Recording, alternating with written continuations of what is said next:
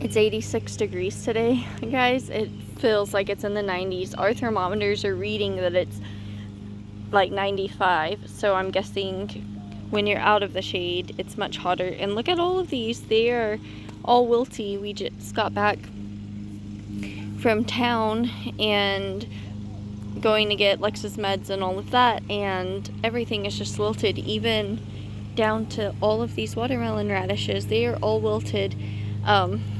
It's getting closer to evening time now, so I feel more comfortable with going and getting the water hose. I'm just waiting for my husband to finish mowing the front yard so that the water hose isn't in his way, since he reeled it up to do that. And then all this is definitely going to need water. So if you're kind of just starting out and you're wondering, hey, how do I know when my squash need water? This is a good indication. They are very wilty. It is the heat of the day, so that has something to do with it. But the heat of the day will be over soon. Once it hits 4 o'clock, it's about where it gets safe to water again for us.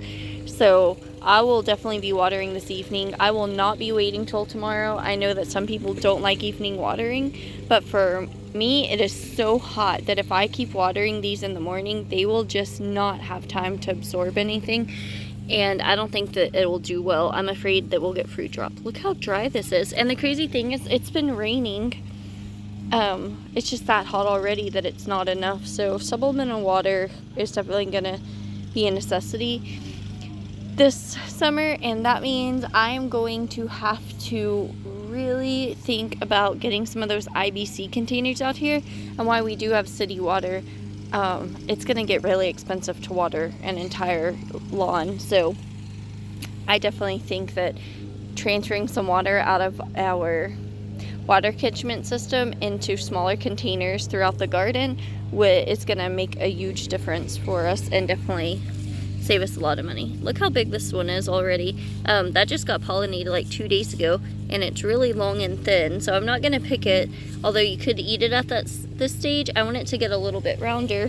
And then this one over here is quite a good size already, and it's only been 2 days since it was pollinated, so this is about right. But I want to see if they'll get a little bit bigger, just because I don't have anything else to make with it.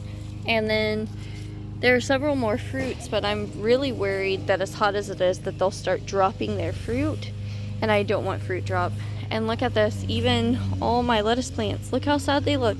And this morning they were perfectly fine. So I think this is gonna be the time of year where I'm going to have to get really serious about watering, and it just got really hot really fast.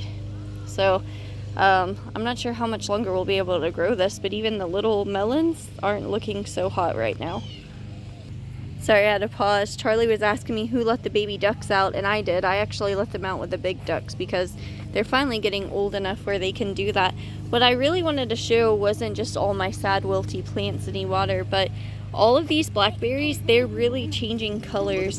They're all red. If you look at these, that one's fully black. Yeah, that's what I wanted to show. There's also a hornet, look.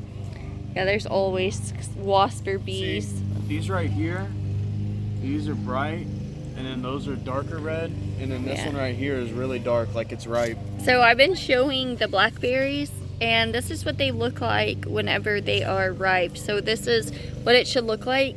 It's black and it's kind of dull. It's no longer really shiny. That's what they should look like. Do you want to try it? Yeah. Sure. All right.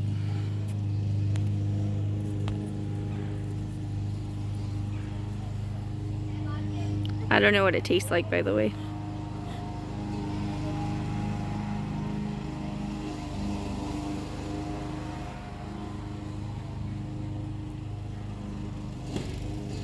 It's like blackberry. I mean, it's kind of what you would expect. It's a blackberry.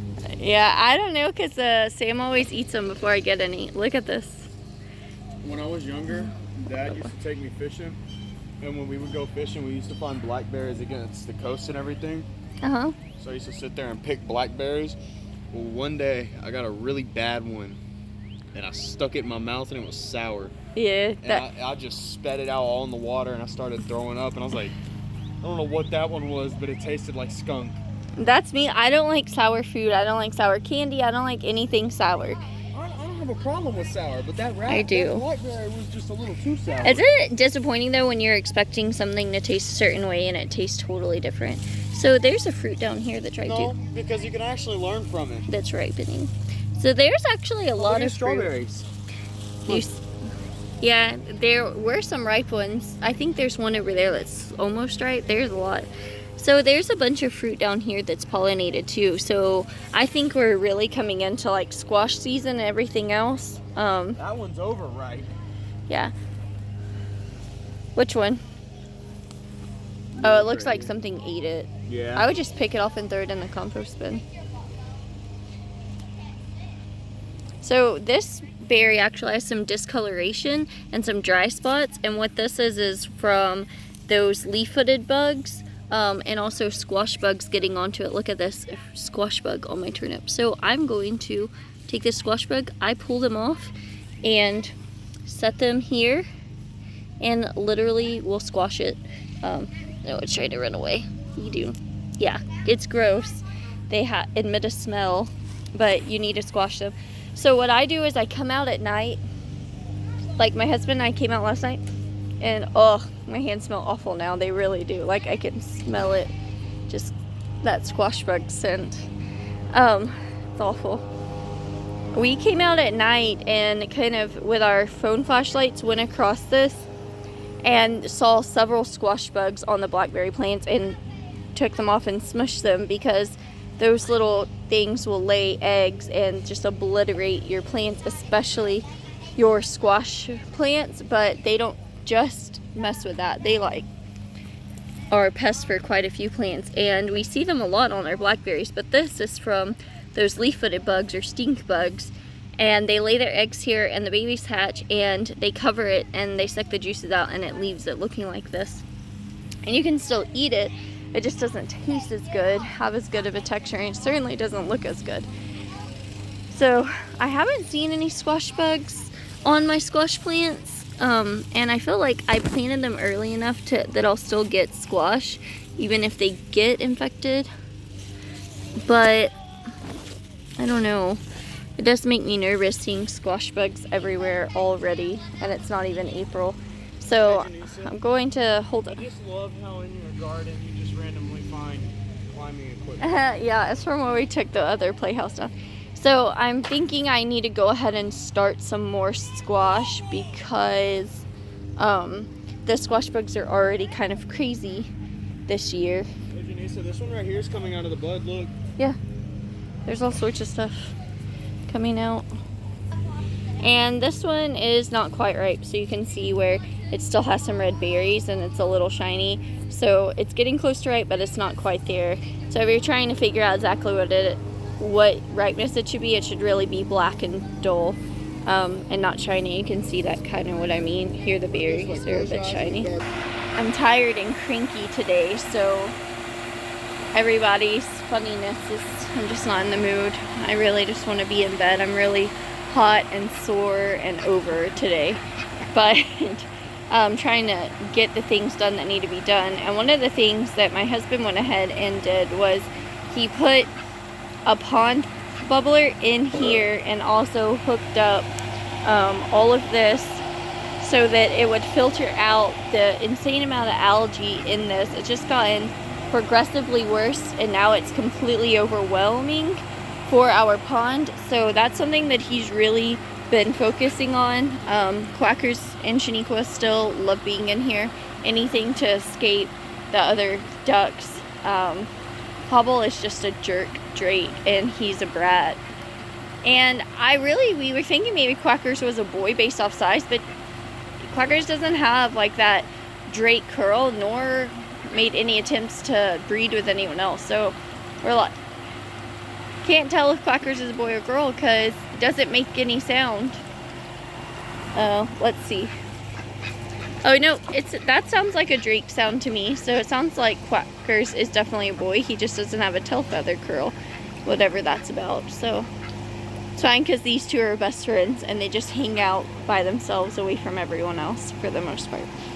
And so hopefully we can do something about this. If not, they're fish in this pond, so we don't really want to have to like drain it, because what are we going to do with the fish? We would have to find someone else's pond to put them in.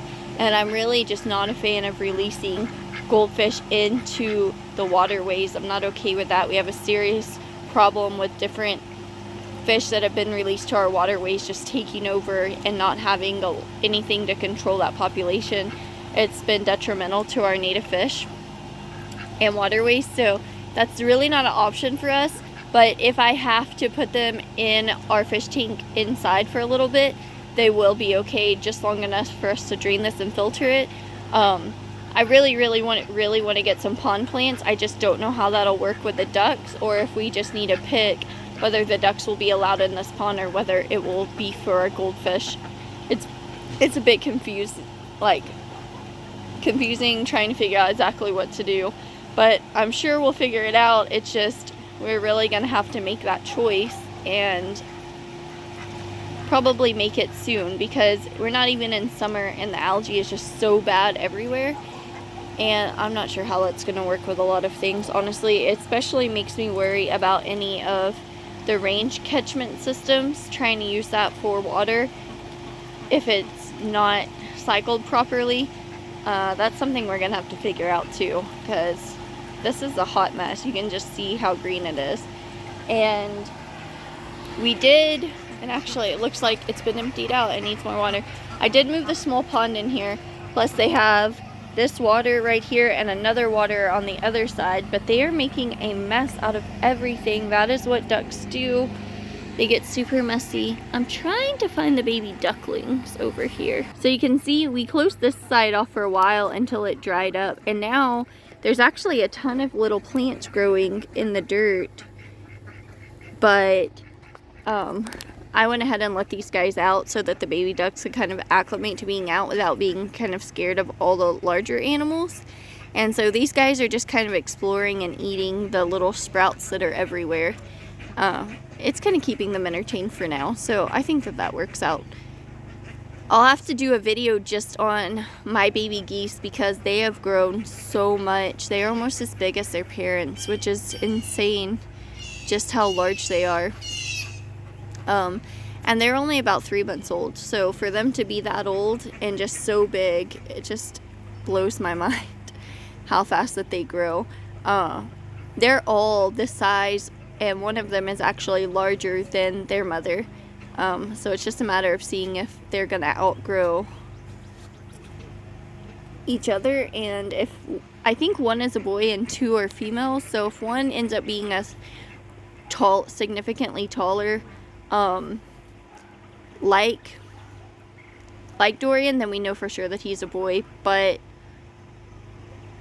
right now it's just a little bit taller than a girl. So if all 3 of them stay at this size, we know that they're all three females. But these geese don't really have different coloring. They don't make a different sound between male and female. Literally the only difference between males and females are the sheer size of the males. And you can see Dorian over there. He just towers over everybody. And believe it or not, the goose that's closer to the ducks, the closest to the ducks, that is their mom. And the other ones are the babies, but they're just as big as their mom, and one's actually bigger. So that gives them an... And then this guy up front, closest to me, that's Dorian. And he's not even standing up all the way straight. And he is just massive, massive bird. Everything I read says that Ebdens really should be not that big. They shouldn't be 30 pounds, but here he is. But I'm not surprised by his size, because they are a meat bird. And for me, if just 2 of these goslings end up being females and one's a male, that'll be fine, because a ratio of 3 females and 2 males is okay. Even a 1-to-1 ratio is okay. And in some commercial flocks for geese, people use we'll use 1 gander to 3 females, 1 to 5 females, 2 males and 3 females, or even 1 male to 1 female in smaller flocks. They can mate for life, but they also it depends on the goose. They don't always, and it just depends on the options that you give them. So you do have quite a few things to think about when it's getting geese, as far as how you want to mate them and how many geese you want to keep. But I think it's really nice that you don't have to worry as much with geese as you do with ducks, where if you have more than one more than one drake, more than one male duck with a flock of even 20, it can be crazy and they act out. So I really enjoy the geese in the matter that they all kind of hang out, both males and females nest on eggs, and I thought that I'd have a worse experience because I had a bad experience with geese as a kid. So I'm really impressed that these geese are so easygoing and doing so well. Hey Nemo, are you curious what I'm doing, girl? She's coming awfully close to where I am. She's probably used to me having different treats because I'll bring fruit and other things and certain grasses that they want that they can't reach. What I'm about to go do, besides water the garden, is go rake up all the grass that was mowed in the front yard and give that to them. So you can let the grass break down and bring nutrients back to your own lawn, but also you can rake it up and give it to your geese, and they really enjoy that. And even if it takes them a couple days to eat, they don't mind at all.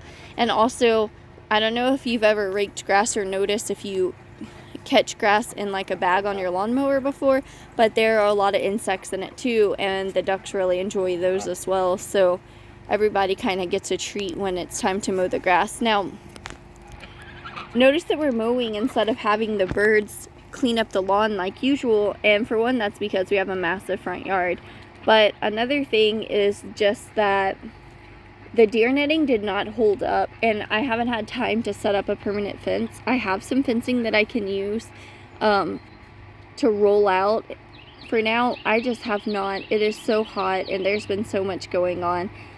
And poultry netting may be the next option, but the geese can literally just snap through it, even that nylon, because they have those teeth in their mouth. And the big issue, though, has been the ducks, because they've been the ones actually pulling on the deer netting to break it.